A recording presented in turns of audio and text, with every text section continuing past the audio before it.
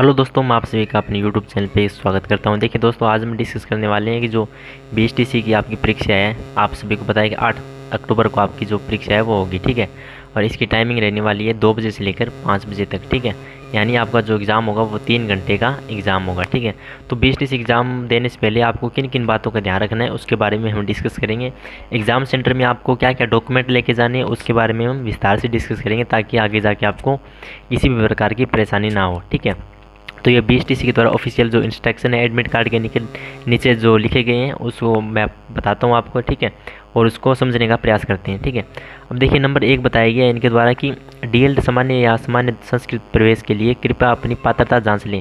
केवल पात्र अभ्यर्थी ही परीक्षा में बैठ सकते हैं। यानी आपकी जो एलिजिबिलिटी है वो आप जांच लें कि आप इसके लिए उपयोगी हैं या नहीं। जो इसकी दी हुई है ना एलिजिबिलिटी होती है वो उसकी जांच कर लें, ठीक है। नंबर 2 देखिए, अभ्यर्थी को परीक्षा प्रारंभ होने से 30 मिनट पूर्व परीक्षा केंद्र पर उपस्थित होना है। यानी आपका जो एग्ज़ाम है 2 बजे शुरू होगा, तो आपको 1:30 बजे वहाँ पर उपस्थित होना है, ठीक है।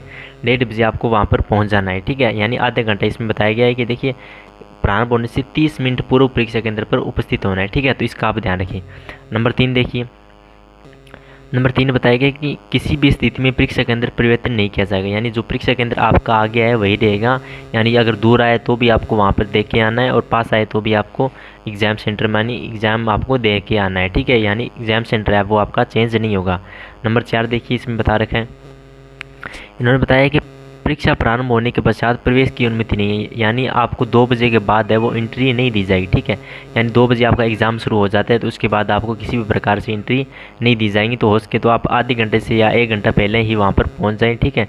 तो क्या है कि आपको आगे दिक्कत नहीं होगी, ठीक है। इसका आप ध्यान रखिए। विशेष तौर पर अब क्या है कि आप आधे घंटा, तो ये बताया कि आपको 1 घंटे पहले ही वहाँ पर पहुँच जाना है, ताकि आपको एग्ज़ाम सेंटर के बारे में जानकारी प्राप्त हो सके। नंबर 5 देखिए, इनके द्वारा दिए गए इंस्ट्रक्शन, प्रेस पत्र के बगैर किसी भी अभ्यर्थी को परीक्षा में बैठने की अनुमति नहीं होगी। अभ्यर्थी को अपने साथ एक वैध फोटो युक्त पहचान पत्र मूल लाना होगा, ठीक है।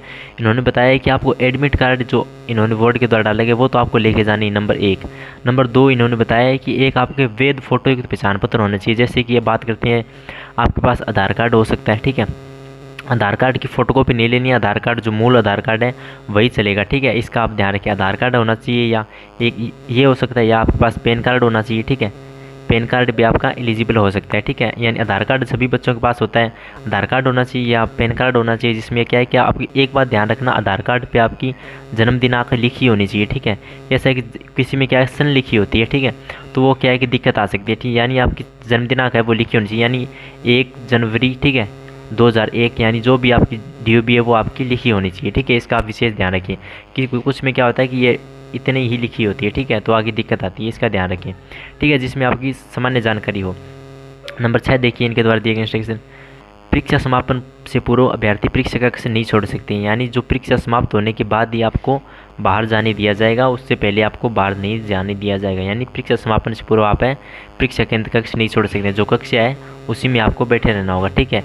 इन्होंने बता रखा है। नंबर 7 देखिए, नंबर 7 बताया कि अभ्यर्थी अपने साथ एक प्रश्न पुस्तिका नहीं ले जा सकते। यानी जो आपका जो प्रश्न पत्र होगा, ठीक है, यानी जो इसमें आपके प्रश्न लिखे हुए आएंगे वो आपको साथ में नहीं ले जाने दिया जाएगा। यानी वो आपको साथ में नहीं ले जाने दिया जाएगा, ठीक है। इसका ध्यान रखिए। यानी जो आपके प्रश्न पत्र होंगे वो आपको साथ में नहीं दिया जाएगा, ठीक है। नंबर 8 देखिए, फोटो एवं सामान्य सूचना उत्तर पत्र में पहले से अंकित है, लिहाजा अभ्यर्थी को प्रश्न पत्र पुस्तिका का नंबर एवं सीरीज अंकित करते हुए हस्ताक्षर करना है। यानी आपको कुछ नहीं करना, आपके सामने वो जो लेके आएंगे ना, ठीक है, साइन करवाने लेके आएंगे, तो उसमें क्या है कि ऐसा साइन करवाने लेके आएंगे, ठीक है। तो उसमें ऐसा पोर्शन बना होगा, ठीक है। तो उसमें क्या यहाँ पर आपकी फ़ोटो होगी, ठीक है, आपकी फ़ोटो होगी, यहाँ पे आपको क्या करना है, साइन करना है। यहाँ पे कुछ डॉक्यूमेंट वगैरह यानी थंब वगैरह लगाना है। यानी इसमें आपको क्या कुछ नहीं करना, साइन करना है, अपनी फ़ोटो के हिसाब से फ़ोटो देखनी है, उसकी सीध में साइन करना है, ठीक है। और यही उनके द्वारा बताया गया। फोटो में सामान्य सूचना पत्र में पहले से अंकित है, यानी जो सूचनाएं हैं आप समझिए तो वो पहले से अंकित है। आप कितने नंबर सीट पे बैठे वो भी पहले से ही लिखा हुआ है, ठीक है। लिहाजा अभ्यर्थी को प्रश्न पुस्तिका का नंबर एवं सीरीज अंकित करते हुए हस्ताक्षर करना। यानी जो आपको आंसर, यानी जिसमें आपको आंसर लिखने हैं, जो आपको ओमार शीट दी जाएगी वो इस पर क्या है कि आपको लिखना है, ठीक है। और सीरीज़ अंकित करनी है, आपकी कौन सीरीज़ है, A आई है या B आई है, वो आपको उसमें लिखना है, ठीक है। ये आपको ध्यान रखना है। नंबर 9 नंबर पॉइंट देखिए, परीक्षा समाप्ति पर उत्तर पत्रक एवं प्रश्न पुस्तिका परीक्षक कक्ष को ही विक्षक को सौंपे। यानी जो आपका जो ओमार सीट होगी, ठीक है, ओमार सीट और जो प्रश्न पत्र होगा वो क्या है कि अपने साथ में नहीं लेके आना है। जो विक्षक होगा, जो आपका एग्ज़ाम ले रहा है, वहाँ पे जो सर होंगे, टीचर होंगे, ठीक है, आपके जो जो क्या है कि ये सब प्रक्रिया कराएंगे, आप पेपर देंगे, क्या है उसी को ये सौंप के आनी है, अपने साथ है वो नहीं लेके आनी, ठीक है, इसका ध्यान रखिए आप। नंबर 10 देखिए, परीक्षा में उत्तर पत्रकों के गोले अच्छे से काले करने पर में प्रयोग के लिए अभ्यर्थी को अच्छी क्वालिटी का नीले या काले पॉइंट बेल पॉइंट, यानी इसमें बताया गया कि आपको जो पेन है वो अच्छी क्वालिटी का होना चाहिए, ठीक है, जिससे क्या है कि आसानी से आप क्या है कि जो गोले दिए होते हैं उसको आप आसानी से भर सकें।